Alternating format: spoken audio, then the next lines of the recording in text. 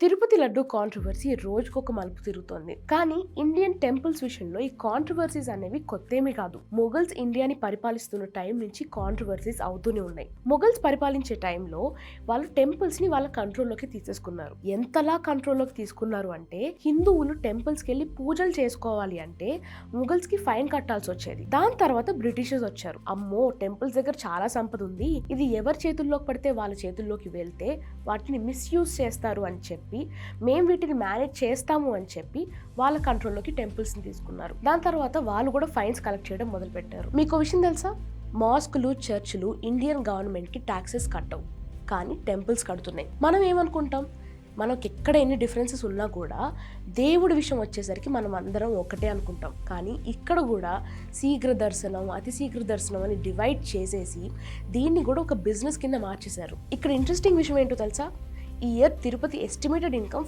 5,000 crores, అక్షరాల 5,000 కోట్లు. అంతేకాకుండా 2021 నుంచి తిరుపతి ఏపీ గవర్నమెంట్కి 50 crores per year ఇస్తుంది, అంటే 150 crores.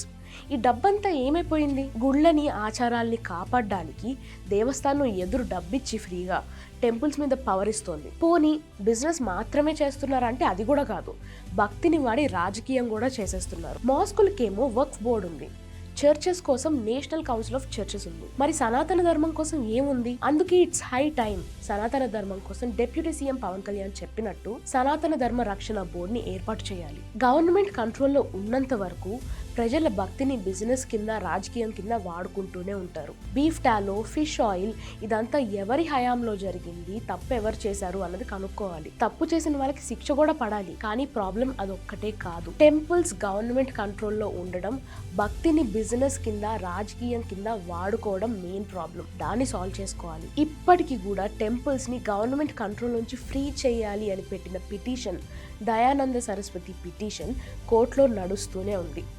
ప్రభుత్వాలు మారిపోయాయి, టెంపుల్స్ మీద వచ్చే ఆదాయం ప్రతి సంవత్సరం పెరుగుతూ వస్తుంది. కానీ టెంపుల్స్ మీద చూపించాల్సిన కేర్, టెంపుల్స్ పట్ల చూపించాల్సిన డివోషన్ తగ్గుతూ వస్తుంది. దేవుడు కూడా తన కేసుని సాల్వ్ చేసుకోవడానికి సంవత్సరాల తరబడి ఆగాల్సి వస్తుందంటారా?